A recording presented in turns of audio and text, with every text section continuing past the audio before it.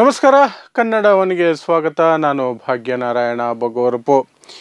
ಕೇರಳದಲ್ಲಿ ಒಂದು ಸ್ವಾಮೀಜಿ, ಹಿಂದೂ ಧರ್ಮದ ಸ್ವಾಮೀಜಿನೇ, ಸಚ್ಚಿದಾನಂದ ಸ್ವಾಮಿ ಅಂತ, ಅವರು ಒಂದು ಹೇಳಿಕೆಯನ್ನು ಕೊಟ್ಟರು. ಅದೇನು ಅಂತಂದರೆ, ದೇವಸ್ಥಾನಗಳಲ್ಲಿ ಪುರುಷರನ್ನು ಅಂಗಿ ಬಿಚ್ಚಿ ದೇವಸ್ಥಾನದ ಒಳಗೆ ಬರಬೇಕು ಅನ್ನುವಂತಹ ಪದ್ಧತಿ ಇದೆಯಲ್ಲ, ಅದನ್ನು ನಿಲ್ಲಿಸ್ಬಿಡಬೇಕು, ಅದು ಸರಿ ಇಲ್ಲ ಅಂತ ಹೇಳಿದ್ರು. ಮಾನವೀಯತೆ ದೃಷ್ಟಿಯಿಂದ ಎಸ್, ಅದು ಸರಿ ಇಲ್ಲವೇ ಸರಿ. ಯಾಕೆಂದರೆ ಅದರ ಉದ್ದೇಶನೇ ಬೇರೆ. ನಿಮ್ಮ ಮೈ ಮೇಲೆ ಜನಿವಾರ ಇದೆಯಾ ಇಲ್ವಾ ಅಂತ ನಿಮ್ಮ ಜಾತಿ ನೋಡೋದಕ್ಕೆ ಮಾಡಿರುವಂತಹ ಒಂದು ಕುತಂತ್ರದ ವ್ಯವಸ್ಥೆ ಅದು. ಜಾತಿ ತಿಳ್ಕೊಂಡು ಏನು ಮಾಡ್ತೀರಿ, ದೇವಸ್ಥಾನದ ಒಳಗಡೆ ಹೋದರೆ ಅಂದಮೇಲೆ ಅಲ್ಲಿ ಊಟದ ಪಂಕ್ತಿಯಿಂದ ಹಿಡಿದು ನಿಮ್ಮನ್ನು ಎಷ್ಟು ದೂರದಲ್ಲಿ ನಿಮಗೆ ಪ್ರಸಾದ ಕೊಡಬೇಕು, ತೀರ್ಥ ಕೊಡಬೇಕು, ನಿಮ್ಮನ್ನು ಎಲ್ಲಿ ನಿಲ್ಲಿಸಬೇಕು, ಎಲ್ಲಿ ತಡಿಬೇಕು, ಇದೆಲ್ಲಕ್ಕೂ ಸಹ ಆ ಶರ್ಟ್ಲೆಸ್ ಬಾಡಿ, ಅಂಗಿ ಇಲ್ಲದ ದೇಹ ಒಂದು ಮಾರ್ಗಸೂಚಿಯಾಗಿ ಕೆಲಸ ಮಾಡುತ್ತೆ ಈ ಸನಾತನ ಧರ್ಮದಲ್ಲಿ. ಅಂತಹ ವ್ಯವಸ್ಥೆ ನಿಲ್ಲಬೇಕು ಅಂತ ಈ ಸ್ವಾಮೀಜಿ ಏನೋ ಯಾಕೆ ಯೋಚನೆ ಬಂತ ಗೊತ್ತಿಲ್ಲ, ಅವರು ಬರೀ ಅದನ್ನು ನಿಲ್ಲಬೇಕು ಅಂತ ಮಾತ್ರ ಹೇಳಿರೋದ್ರಿಂದ ನಾನು ಅವರನ್ನು ಅಷ್ಟಾಗಿ ಹೊಗಳೋದಕ್ಕೆ ಹೋಗೋದಿಲ್ಲ. ಅವರು ನಿಜವಾಗ್ಲೂ ಸಹ ಮಾನವೀಯತೆ ದೃಷ್ಟಿ ಹೊಂದಿದ್ದರೆ ಇದೊಂದು ನೀಚ ಪದ್ಧತಿ, ಈ ಪದ್ಧತಿಯನ್ನು ಕುತಂತ್ರದ ಕಾರಣಕ್ಕಾಗಿ ನಾವು ಜಾರಿಗೆ ತಂದಿದ್ವಿ, ನಾವು ಅಂದರೆ ನಮ್ಮ ಸಮುದಾಯ, ಬ್ರಾಹ್ಮಣ ಸಮುದಾಯ, ಇದನ್ನು ನಾನು ಧಿಕ್ಕರಿಸ್ತೀನಿ, ಇದನ್ನು ತೆಗೆದು ಬಿಸಾಕಬೇಕು, ಇದರ ಹಿಂದಿನ ಉದ್ದೇಶ ಇದೆ ಅಂತ ಹೇಳಿ ಶರ್ಟ್ ತೆಗೆಯೋದನ್ನು ನಿಲ್ಲಿಸಬೇಕು ಅಂತ ಹೇಳಿದ್ದಿದ್ರೆ ಅವ್ರಿಗೆ ದೊಡ್ಡ ಮಟ್ಟದಲ್ಲಿ ನಾನು ದೊಡ್ಡ ನಮಸ್ಕಾರ ಮಾಡ್ತಿದ್ದೆ. ಆದರೆ ಏನೋ ಒಂದು ಮಾಡಿದರೆ ಓಕೆ, ಅದು ಪ್ರಶಂಸನೀಯ. ಅಟ್ಲೀಸ್ಟ್ ಶರ್ಟ್ ಬಿಚ್ಚೋದನ್ನು ನಿಲ್ಲಿಸಿ ಅಂತ ಹೇಳಿದಾರಲ್ಲ, ಅದನ್ನು ಸಮರ್ಥಿಸಿಕೊಂಡು ಕೇರಳದ ಮುಖ್ಯಮಂತ್ರಿ ಪಿನರಾಯಿ ವಿಜಯನ್ ಸಹ ಹೇಳಿದ್ದಾರೆ, ಎಸ್, ಇಂತಹ ಇನಿಷಿಯೇಟಿವನ್ನು ಎಲ್ಲ ದೇವಸ್ಥಾನಗಳಲ್ಲೂ ತೆಗೆದುಕೊಳ್ಬೇಕು ಅಂತ. ಅದನ್ನು ಇಟ್ಕೊಂಡು ಅವರನ್ನು ಹಿಂದೂ ಧರ್ಮ ವಿರೋಧಿ, ಶಾಸ್ತ್ರಗಳ ವಿರೋಧಿ, ಧರ್ಮದ ವಿರೋಧಿ ಅಂತೆಲ್ಲ ಡಿಬೇಟುಗಳು ಎಲ್ಲ ಕಡೆ ಮಾಡ್ತಿದ್ರು. ಅದರ ಕನ್ನಡದ ಮಾಧ್ಯಮಗಳು ಸುಮ್ಮನೆ ಇರ್ತಾವ ಅಂತ ವಿಚಾರ ಬಂದಾಗ? ದೇಶ ಹೊತ್ತಿ ಉರಿಯುವಂಥ ವಿಚಾರಗಳೇನಿದ್ರು, ಬಿ ಜೆ ಪಿಗೆ ಎಫೆಕ್ಟ್ ಆಗೋ ವಿಚಾರಗಳೇನಿದ್ರು ಅದ್ರ ಬಗ್ಗೆ ಯಾವ ಡಿಬೇಟುಗಳು ಆಗಲ್ಲ. ಮಣಿಪುರ 1.5 ವರ್ಷದಿಂದ ಬೆಂಕಿ ಬಿದ್ದು ಹಾಳಾಗಿ ಬೂದಿಯಾಗಿ ಭಸ್ಮ ಆಗ್ತಿದೆ, ಅದರ ಬಗ್ಗೆ ಒಂದು ದಿನ ಡಿಬೇಟ್ ಮಾಡಲ್ಲ. ಮೋದಿ ಯಾಕೆ ಅಲ್ಲಿಗೆ ಹೋಗಲ್ಲ ಅಂತ. ಇನ್ನೇನಾದರೂ ದುರಂತ ಆದರೆ ಡಾಲರ್ ಡಬ ಡಬ ಡಬ ಡಬ ಅಂತ ಮೇಲಕ್ಕೆ ಹೋಗ್ತಾ ಇದೆ, ರೂಪಾಯಿ ಡಬ ಡಬ ಡಬ ಡಬ ಅಂತ ಕೆಳಗೆ ಬೀಳ್ತಾ ಇದೆ, ಅದರ ಬಗ್ಗೆ ಒಂದು ದಿನ ಡಿಬೇಟ್ ಮಾಡಲ್ಲ. ಹಸಿವಿನ ಸೂಚ್ಯಂಕದಲ್ಲಿ ಭಾರತ ತುಂಬ ಕೆಟ್ಟ ರ್ಯಾಂಕಿಂಗಲ್ಲಿದೆ. ಜಗತ್ತಿನ ಅತ್ಯಂತ ಹೆಚ್ಚು ಕಡು ಬಡವರ ಇರುವಂತಹ ಪಟ್ಟಿಯಲ್ಲಿ ಅಗ್ರಸ್ಥಾನದಲ್ಲಿದೆ, ಅದರ ಬಗ್ಗೆ ಡಿಬೇಟ್ ಮಾಡಲ್ಲ. ಆದರೆ ದೇವಸ್ಥಾನದ ವಿಚಾರದಲ್ಲಿ ಬ್ರಾಹ್ಮಣರನ್ನು ಮೀರಿ ಒಂದು ಚರ್ಚೆ, ಅವರು ತಂದಿರೋ ನಿಯಮವನ್ನು ತೆಗಿಬೇಕು ಅನ್ನೋದು ಅದೆಷ್ಟು ಸರಿ, ಅದಕ್ಕೆ ಡಿಬೇಟ್ ಆಗಲೇಬೇಕು ಅಂತ ಡಿಬೇಟ್ ಮಾಡಿದ್ರು. ಅಂತಹ ಡಿಬೇಟನ್ನು ಕನ್ನಡದಲ್ಲಿ ಎಲ್ಲ ಚಾನಲ್ಗಳು ಮಾಡಿದ್ರು. ಅದರ ಜೊತೆಗೆ ಮುಖ್ಯವಾಗಿ ಮಾಡಿದರು ಸುವರ್ಣ ನ್ಯೂಸ್. ಸುವರ್ಣ ನ್ಯೂಸ್ ಅಂದ ಮೇಲೆ ಅಜಿತ್ ಹನುಮಕ್ಕನವರು ಮಾಡುವಂತಹದ್ದೇ ಇಂಥ ಕೆಲಸವನ್ನು. ಆ ಡಿಬೇಟ್ನಲ್ಲಿ ಅಜಿತ್ ಹನುಮಕ್ಕನವರ ವಾದ ಹೆಂಗಿತ್ತು, ಜಾತಿ ವ್ಯವಸ್ಥೆಯನ್ನು ಸಮರ್ಥಿಸ್ಕೊಂಡ ರೀತಿ ಹೆಂಗಿತ್ತು ಅಂದರೆ ಅಸಹ್ಯ ಹುಟ್ಟಿಸುವ ಮಟ್ಟಕ್ಕಿತ್ತು. ಎಲ್ಲರೂ ಸಮಾನರು ಅಂತ ಹೆಂಗ್ರಿ ಹೇಳ್ತೀರಿ?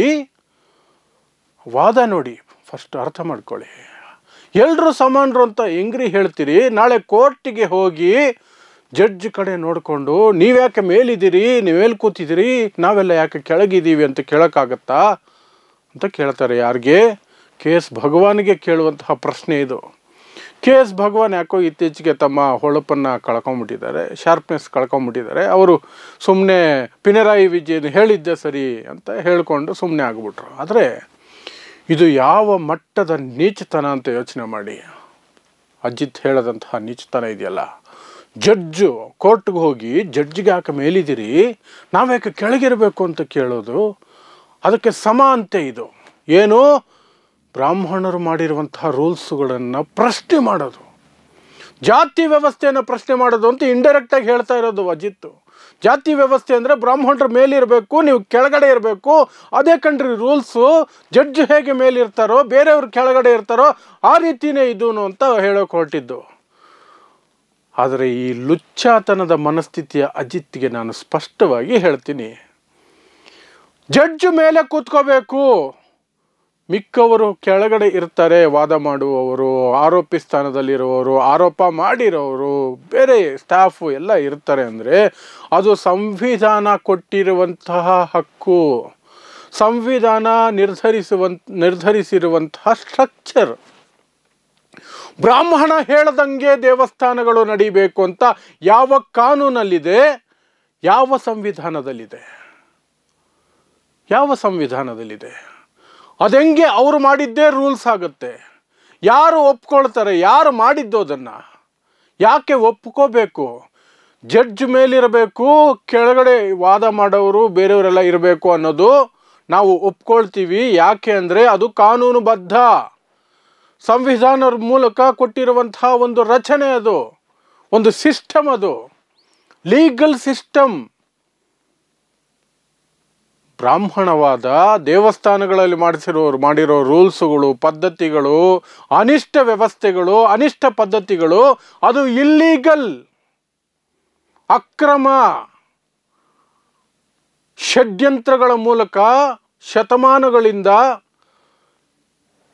97% ಜನರನ್ನು ಮೂರ್ಖರನ್ನಾಗಿಸಿ, ಅವರಿಗೆ ದ್ರೋಹ ಬಗೆದು, ಅವ್ರ ಮೇಲೆ ದೌರ್ಜನ್ಯ ನಡೆಸಿ, ಮನುಷ್ಯರು ಮುಟ್ಕೋಬಾರ್ದು ಅನ್ನುವಂತಹ ಅನಿಷ್ಟತನವನ್ನು ಜಾರಿಗೆ ತಂದಂತಹ ಜಾಗಗಳು ಪ್ಲಸ್ ಜನಾಂಗ. ಅದು ಅವರು ಹೇಗೆ ಮೇಲೆ, ಬೇರೆಯವರು ಕೆಳಗಡೆ, ಅದೇ ಹೇಗೆ ಲೀಗಲ್ ಆಗುತ್ತೆ?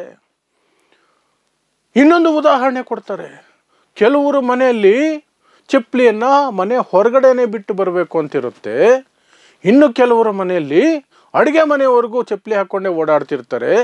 ಚಪ್ಪಲಿ ಹೊರಗಡೆ ಬಿಟ್ಟು ಬರಬೇಕಾದಂಥ ಅಂತ ಪಾಲಿಸ್ತಾ ಇರುವಂಥ ಮನೆಗೆ ನೀವು ಹೋದಾಗ, ನಮ್ಮನೇಲಿ ನಾವು ಅಡುಗೆ ಮನೆಗೆ ಚಪ್ಪಲಿ ಹಾಕ್ಕೊಂಡು ಹೋಗ್ತೀವಿ, ಹಾಗಾಗಿ ನಿಮ್ಮನೇಲೂ ಹೋಗ್ತೀವಿ ಅಂತ ಹೇಳೋಕ್ಕಾಗತ್ತಾ ಅಂತ ಅಜಿತ್ ವಾದ. ಇದೆಷ್ಟು ನಾನ್ಸೆನ್ಸ್ ವಾದ! ಹೇಗೆ ಮೂರ್ಖರನ್ನಾಗಿ ಮಾಡ್ತಾರೆ ಜನರಿಗೆ ಅಂದರೆ, ಮನೆ ನಿನ್ನ ಪ್ರೈವೇಟ್ ಪ್ರಾಪರ್ಟಿ,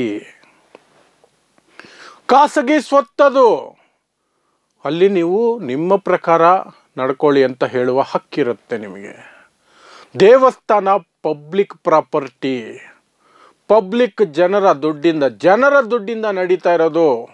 ಅದು ಅಲ್ಲದೆ ಒಂದು ವರ್ಗ ಬಿಟ್ಟಿ ತಿಂತಾ ಇರೋದು, ಜನರಲ್ಲಿ ಮೌಢ್ಯ ಬಿತ್ತಿ, ದುಡ್ಡು ಹಾಕೋರ್ನೇ ನೀವು ನೀಚರು ಅಂತ ಹೇಳಿ ನಂಬಿಸಿ, ದ್ರೋಹ ಬಗೆದು ಅವರಿಂದ ಶಿಕ್ಷಣ ಕಿತ್ಕೊಂಡ್ರಿ, ಅವರ ಮಾನ ಮರ್ಯಾದೆ ಕಿತ್ಕೊಂಡ್ರಿ, ಅವರ ಎಲ್ಲವನ್ನು ಕಿತ್ಕೊಂಡ್ರಿ, ಮನುಷ್ಯರೇ ಅಲ್ಲ ನೀವು ಅನ್ನೋ ರೀತಿಯಲ್ಲಿ ಮಾಡಿದ್ರಿ.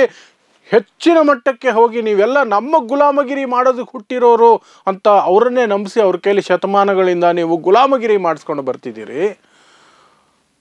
ಅದನ್ನು ನಿಮ್ಮ ಮನೆಗೆ ಹೋಲ್ಸೋಕ್ಕಾಗಲ್ಲ. ನಿಮ್ಮ ಮನೆ ನಿಮ್ಮ ಖಾಸಗಿ ಸ್ವತ್ತು, your private property, you can decide terms.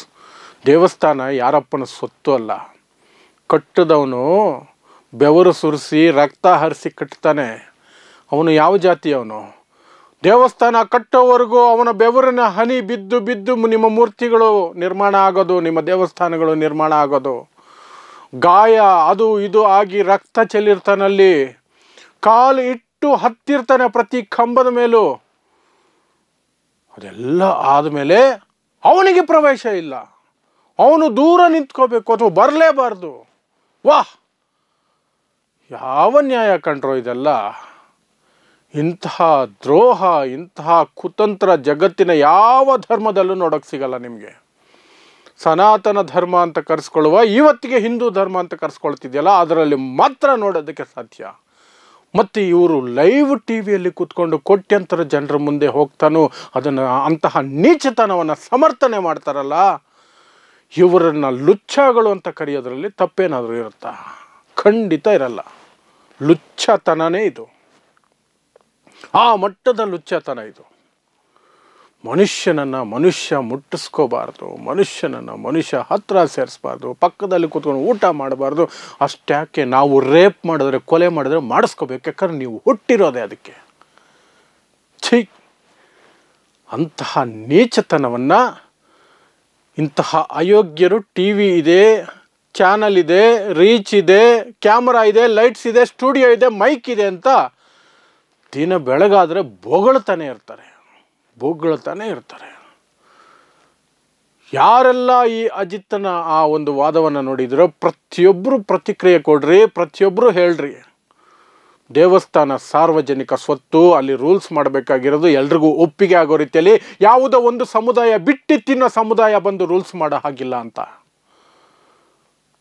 ಅದೇ ರೀತಿ ಜಾತಿ ವ್ಯವಸ್ಥೆನ ಏನೇನೋ ಎಕ್ಸಾಂಪಲ್ಗಳು ಕೊಟ್ಟು ಜಡ್ಜು, ಕೋರ್ಟು, ಪಾರ್ಟು ಏನೇನೋ ಕಥೆಗಳು ಹೇಳಿ ಸಮರ್ಥನೆ ಮಾಡ್ಕೊಳ್ಳುವಂತಹ ನೀಚತನನ ನಂಬೋದಕ್ಕೆ ಒಪ್ಕೊಳ್ಳೋದಕ್ಕೆ ನಾವೆಲ್ಲ ಇನ್ನೂ ಆ ಕಾಲದ ದಡ್ರಲ್ಲ, ಜಾಗೃತರಾಗಿದ್ದೀವಿ. ನಮಗೊಂದು ಸಂವಿಧಾನ ಇದೆ, ಬಾಬಾ ಸಾಹೇಬರು ಕೊಟ್ಟಿರೋ ಸಂವಿಧಾನ, ಅದರಲ್ಲಿ ಎಲ್ಲರೂ ಸಮಾನರು ಅಂತ ಬರೆದಿದೆ. ನಾವು ಸಮಾನರು, ಅದನ್ನು ಸಾಧಿಸಿಯೇ ತಿರುತ್ತೀವಿ ಅಂತ ತೊಡೆ ತಟ್ಟಿ ಹೇಳಿ.